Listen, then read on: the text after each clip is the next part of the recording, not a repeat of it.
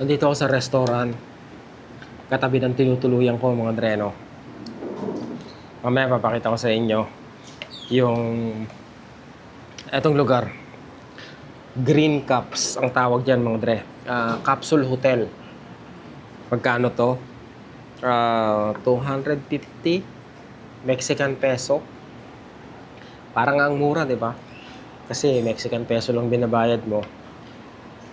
Pero magkano to in Canadian dollars? Mahigit $20 to mga dreno. $20 is 230 Mexican peso. Isipin mo, mura ng pagkain. Pero may tip to mga dreno. Lahat ng kakainan mo rito, obligado kailangan mo mag-tip. At pinakamababa na yung 10%. So, syempre, pagkakain ka, dapat i-consider mo rin yun. Yung pahitas na kinain ko nung nakaraan, mga dre, no? Kala mo, mga 400 lang mga gastos mo, 400, 500. Pag may drinks ka, pagkatapos, pag dinagdag pa yung tip, aabot ka ng easy yung 600, mga dre, no? Bilis ng pera rito, mga dre. Hindi pwedeng yung sasabihin mo na huwag kang compute ng compute. Diba, enjoy mo. Habang gumagastos ka, enjoy mo. Yung reality, hindi ganun eh. Diba? Napakarami mong pera kung hindi mo iisipin yung yung ginagastos mo. Hindi porket nagbakasyon ka, ibig sabihin, kumbaga, wala ka nang pakialam kung magkano magagastos mo as long as nag-i-enjoy ka eh, diba? Hindi ganun eh. Kumbaga, syempre mindful ka pa rin.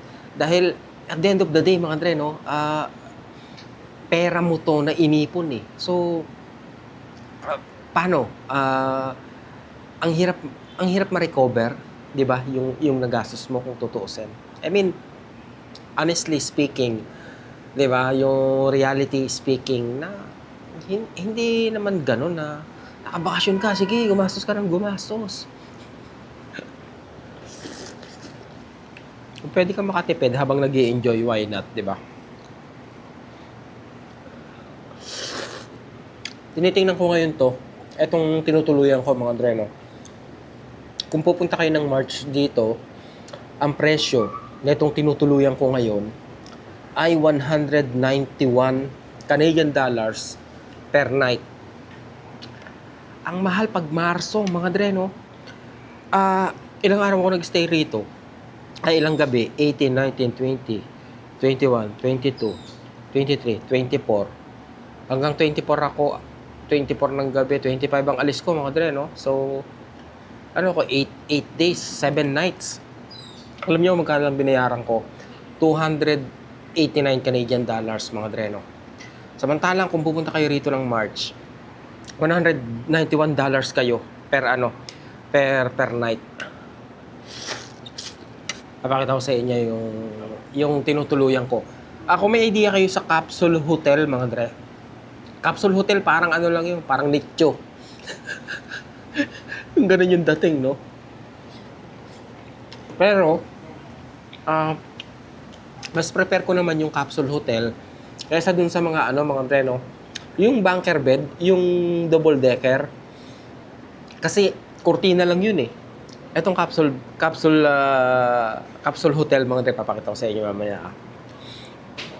Komportable siya, maluwag, kahit parang nicho, maluwag siya mga dreno. Nicho. Tapos kain kayo ng mga dreno, ng tawag dito, ng tacos.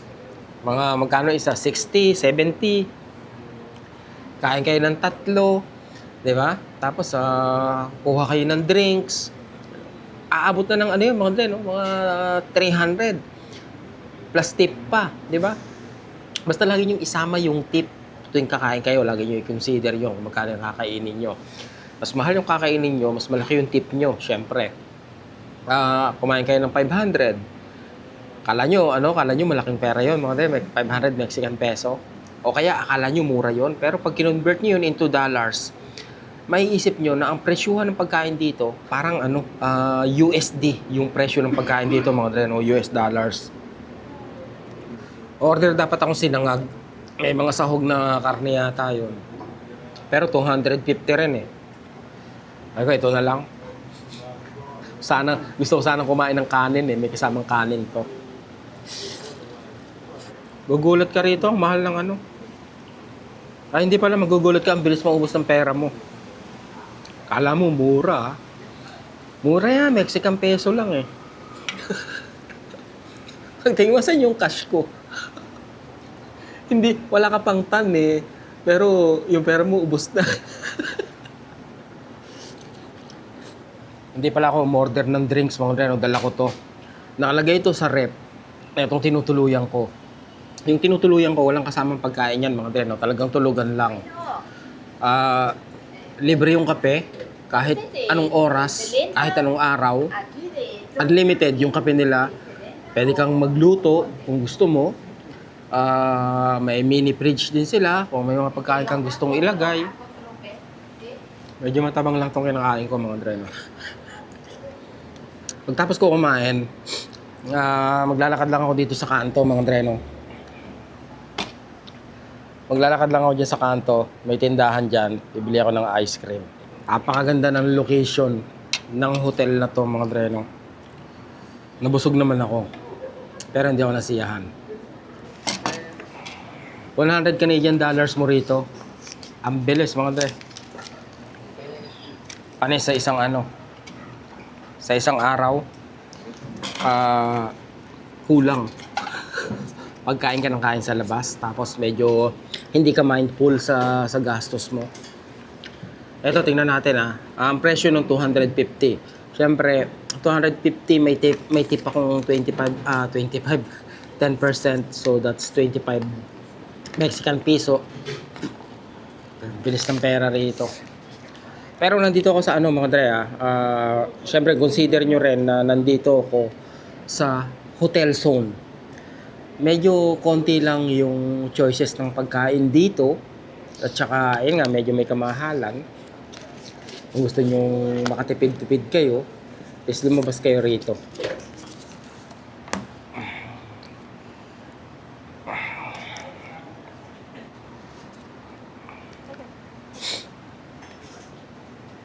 So yun nga, mga dre, no? Sa resibo is 275 nakalagay. May nakalagay pa ron sa mga dre, no? Naka-breakdown yung kinain mo. Tapos sa baba, parang suggestive tip 10%. Pero kasama sa kwentada. Ewan ko ba't nilagay pa nila suggestive. Samantalang nakasama sa total. Yung pinuntahan ko kahapon, mga dre. Ito yung parang sentro netong hotel zone. Yung pinuntahan ko kahapon, yun yung downtown mismo. Netong Cancun, mga dre, no. Andun yun nga, yung mga palengke, yung mga lalaking pamilihan. Pwede kang makakuha ng hotel doon. Mas mura rin. Tapos, syempre, mas mura yung pagkain. Yun nga lang, kung gusto mo magpunta rito, sa lugar na to, medyo babiyahe ka rin, mga dre, no? Mga 20 minutes, 15 to 20 minutes, ganun yung biyahe niya. At ang pamasahe is 12 Mexican peso. So, 500 natin. Ito na lang, mga dre, no? 225. Syempre, magdi-dessert pa tayo, di ba? Pwede ba hindi tayo mag-dessert? Kaya ang bilis ng pera rito, mga dre, no. Eto, mga dre, no. Napakaganda kasi ng ko talaga eh. Nung tinutuluyan ko, mga dre, 'di ba, diyan lang 'yan. Tapos may mga restaurant nga sa paligid ko, 'di ba? Ang laking supermarket. Pagkatapos, yung mga bus na dumadaan dito, yung bus na yun, mga dre, no. Papunta yan dito sa sa sentro netong Cancun. Kung nasan yung mga Mercado 28 nila, yan, papunta yan doon. $12 lang, 12 Mexican peso lang yung pamasahe, mga dre, no. Tapos yung gawin naman dito, yung daanan dito, ayun yung papunta sa airport, papunta sa mga playa.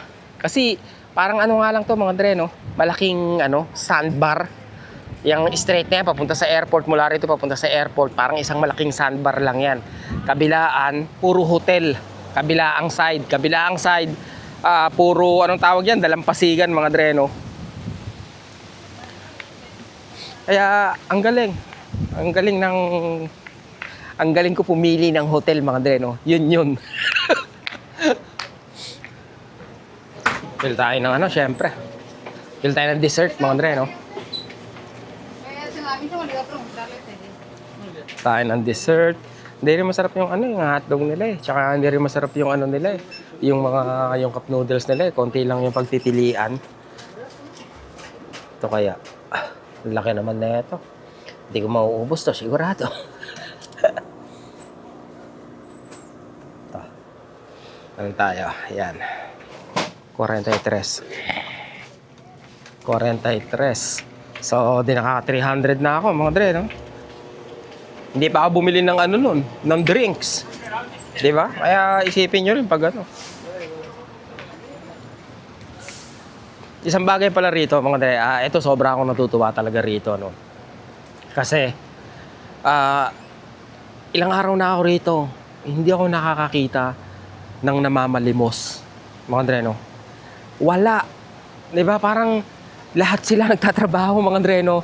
Kumbaga, nakakatuwa na ganun. Naisip ko yan kahapon. Kaya lang, nung naisip ko naman kahapon yan, eto nga, no, nagpunta ako sa may downtown nila. May Walmart dun pala, no? Sayang, hindi ko nadaanan yung Walmart, mga dreno. Sa may stoplight, pag hinto, merong nagpi-perform. Di ba, nagpi-perform siya, may balde siya, nagbabalance-balance siya. Yung gano'n, sabi ko, parang nausog ko yata, nabati ko. Pero hindi siya straight na nagpapanhandle, no? Hindi siya namamalimos talaga. At least kahit pa paano, nagsishare siya ng talent niya. Nakakatuwa lang mga dreno, sa dami ng turista rito, walang ganun yung kakakalibitin ka, manghihingi ng pera. Diba? Ang sisipag nila magtrabaho, yun mga dreno, tsaka yung pride nila na magtatrabaho ako kaysa manghingi ako, diba? I think, yun yung gusto kong i-point out mga dreno. Apakagagaling ng Mexicano. Ang sipag nila. Paano sa mga Pilipino? Dito na naman tayo sa pwesto natin.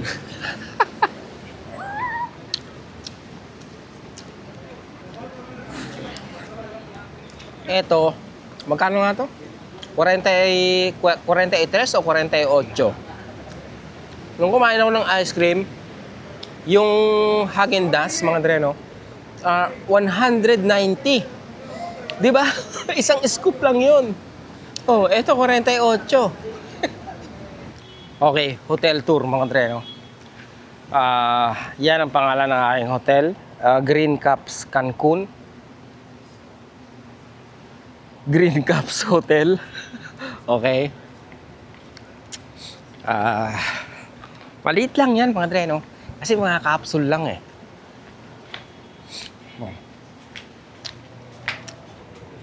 Maganda yung ano rito, parang community mga dreno. Magkakaibigan kayo, dito kayo nakatira, 'di ba? Pasok ko sa hotel.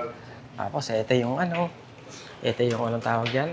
Ayan, common area mga dreno, tambayan. Tapos may kapihang banda ron. Pagkatapos, pagpasok mo rito, ayan, mga dreno. Puro locker yan, CR ng babae, CR ng lalaki. Tapos, okay, ito yung locker namin, mga dreno. May locker ka rito. Kasi nga, sa taas, higaan lang, mga dreno. Okay. Akyat ka sa taas. CR ng babae, CR ng lalaki. Okay. Tapos akyat ka rito sa taas. Andito, yung mga kama, mga dreno. Iyon. Capsule lang talaga mga dre. Capsule hotel para nicho. Marami to eh. Ayun o. Hanggang doon. Paano ba? Yan, ganyan siya. Isa sa baba, isa sa taas. Okay. Dito ganun din. Siguro mahigit 50 yan mga dreno, yung unit nila rito. merong pang mag-asawa, merong pang single. Yung pang mag-asawa o sa may mga partner o may mga anak na kasama, nasa baba yun sila mga dre, no? Eto ako. Okay? May parang card lang na binibigay sa amin. Parang bin card mga dre, no? Yon. Okay? Boom! Diba? That's it. Yan na yan mga dre, no? Okay? Iba yung sa taas, iba yung sa baba. Diba? Kumbaga dalawang unit yan mga dre, no? Taas, baba. Pakita ko sa inyo, yung aking unit. Parang maliit lang, di ba? Dito yung control natin ng ilaw. Boom. Yan. Yung sabi ko na mas gusto ko to kaysa sa mga, ano bang tawag rito? Sa mga bunker bed, mga dreno. O yung mga double decker. Kasi at least ito, yan, talagang may sarahan mga dreno. Ano to? Kumbaga made of plastic. Okay? Gaano siya kalapad. Okay. Hindi ko maaabot mga dreno. Yung kabilang dulo. Gaano siya kataas. Ano ako mga dreno? 5'6" ako. 5'6" yung height ko. Tapos, eto yung bubungan ko. Hindi pa naman ako nauntog kahit pa paano. Yan yung bubungan ko. Okay. Ayan mga dreno. Kaya kahit nakahiga ako rito,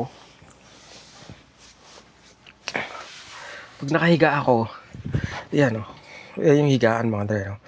Kumbaga, para sa isang tao, tamang-tama mga dreno, hindi ko naramdaman na masikip etong kama na to. Pag nakatagilid ako, yan naitutuwid ko yung kamay ko.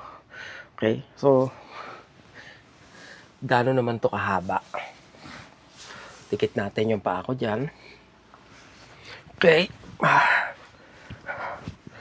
Pagkatapos, ito yung kamay ko, mga dreno. Yan, sagad yung paa ko ha. Sagad yung paa ko dyan, nakatuwid. Tapos ayan yung kamay ko. Diba? I think hindi magkakaroon ng problema kung 6-footer ka. Kasi 5'6" ako mga dreno. Diba? Oh. So, anong meron sa loob ng kwarto na to? Isang TV na 14 inches ba yan? O 18 inches. Pagkatapos, outlet. Okay? Pagkatapos, electric pan to mga dreno. Yan. Narinig niyo ba bumukas electric pan? Pagkatapos ito, ilaw. Etong mga knob na yan, puro mostly sa ilaw yan mga dreno. Kaya para sa akin, okay tong mga dreno, itong capsule hotel na to. Walang kasamang pagkain to. Talagang tulugan lang mga dreno. Pagkatapos dun sa CR naman nila, may mga anong tawag dyan? Merong sabon, lotion, conditioner. Pagkatapos, yan, pag nakita mo naglilinis yung isang tao nila, pwede mong palinisan yung kwarto mo, papalitan mo ng punda, papalit ka ng kumot. Kung gusto mo, araw-araw magpapalit ka ng towel. Walang problema mga dreno, mabait yung staff sa baba. Mga dreno, napaka-helpful nila. So, yun. Pwede mag-asawa rito mga dreno. Kung hindi kayo maselan at okay sa inyo yung ganitong setup, wala nga lang kayong lalagyan talaga ng mga gamit nyo kung hindi yung nasa baba lang na locker. May salamin naman dito. Kung okay lang sa asawa nyo, makeup lang, lipstick lang. Pwede na to mga dreno. Bahala na kayo, di ba? Kung magtatay naman kayo, kung magsyota lang kayo, okay na rito mga dreno. Ang daming mga foreigners, syempre. Yung tumutuloy rito mga dreno. Kumbaga mga backpackers lang. Yun lang yung nila, gamit nila, naka-backpack lang sila. Okay? Sana makatulong sa inyo kahit konti mga dre.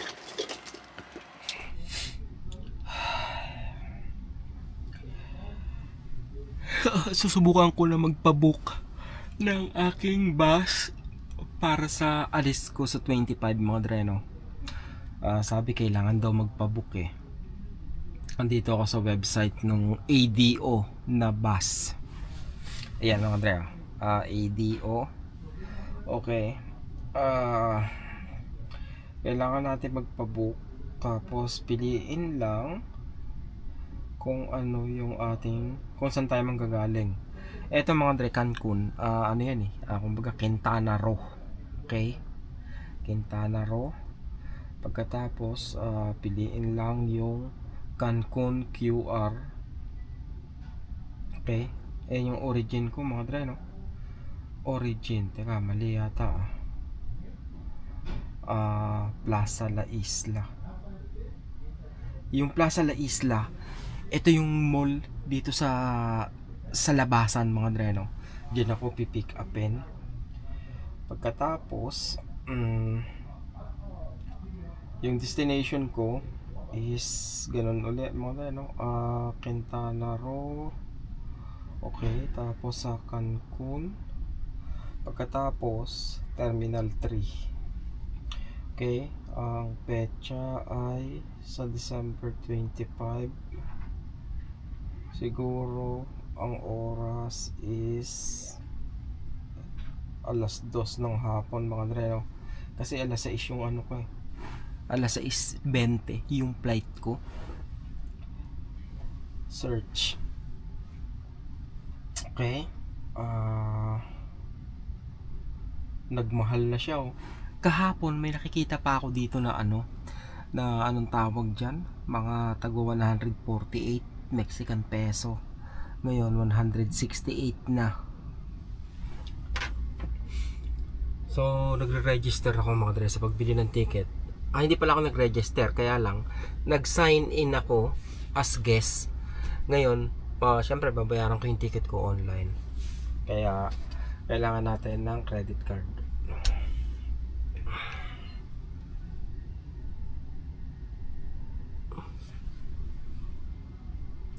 So dito ako pipick upin mga dre, no? Sa Plaza La Isla alas 2. Hindi pala pipick upin, dyan dadaan yung bus. So ito yung ano tawag dito mga dre, no? Tambayan. Pag mag-check-in ka, dun din sa harap na yon. Tapos ayan, may kape dyan. Tapos may maliit na rep dun sa gilid. Tapos sa labas meron din siyang dalawang mesa. Kung gusto mo mag-almusal dyan, kung gusto mo magkape dyan, kasi nga libre yung kape mga dre, no?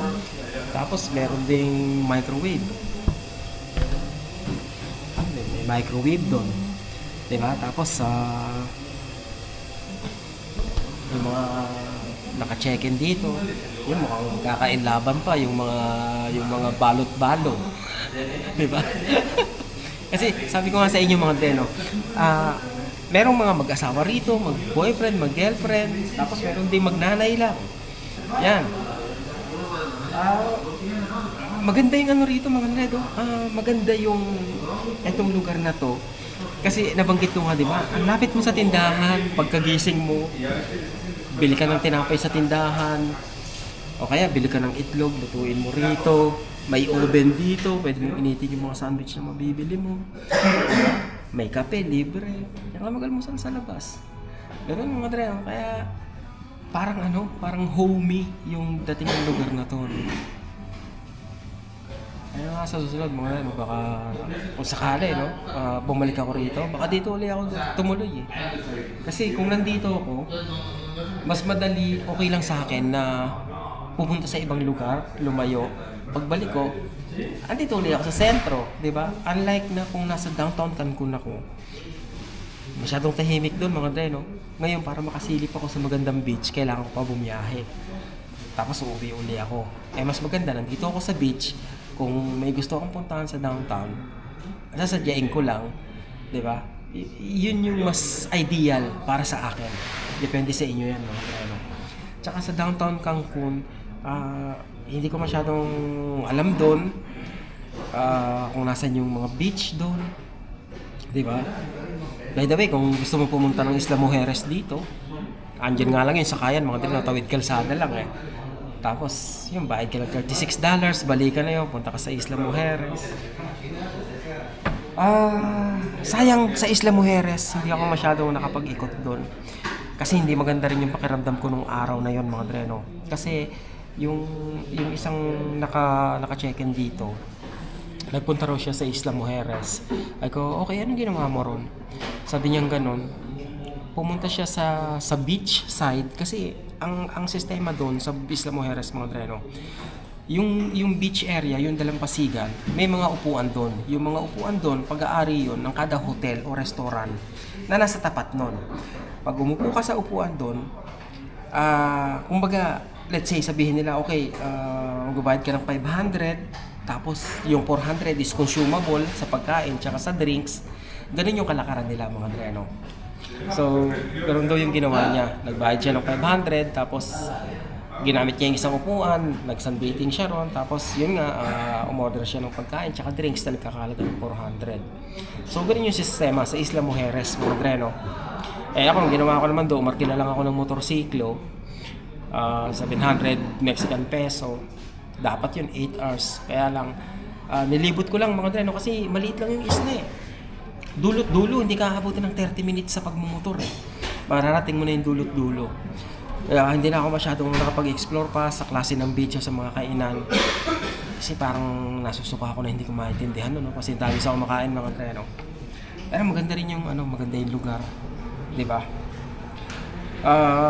Kung bibisita kayo rito, my friend, I have a question. What is the best time to go and visit Cancun? During summertime or this time of year?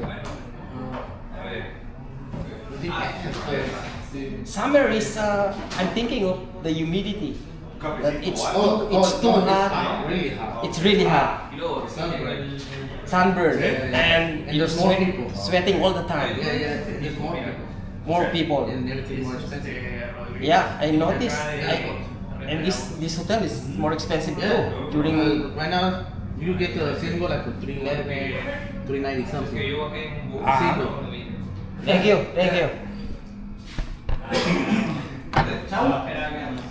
Yun ang naisip ko, mga dre. Kung pupunta kayo rito during summertime, I think sobrang humid yun. Kasi ngayon, may mga oras na humid. Pero dahil nga malamig yung simoy ng hangin, mga dre, kumbaga baliwala. Pero I think during summer, tapos bukod pa ron, pag summertime, yung sargassum ba yun? Yung kulay brown na parang, anong tawag yan, mga dre, seaweed. Marami din nun eh. Ngayong panahon na to, wala. Kaya sobrang ganda ng dagat, sobrang linis. So I think, ideally, kung gusto nyo magpunta rito, yun yung tamang panahon. Ngayon yung tamang panahon, mga dre, November, parang yung winter, dyan sa US or sa Canada. Yun yung best time na magpunta rito. Best weather ngayon. Walang sunburn. Walang malagkit na pawis. Walang humidity. Yung humid, wala. Hindi ganun katindi. Akala ko mainit yung 27 degrees Celsius, mga dreno. Bago ako nagpunta rito, nag-check ako ng weather. 23, 25, 27. Naisip ko mainit. So, dinala ko puro short. Pwede pala akong, marami naman akong kumbaga marinipis na tracksuit, mga dreno, yung mga jogging pants. Marami ako nun eh. Pwede yun sa season, sa weather ngayon, yung mga jogging pants.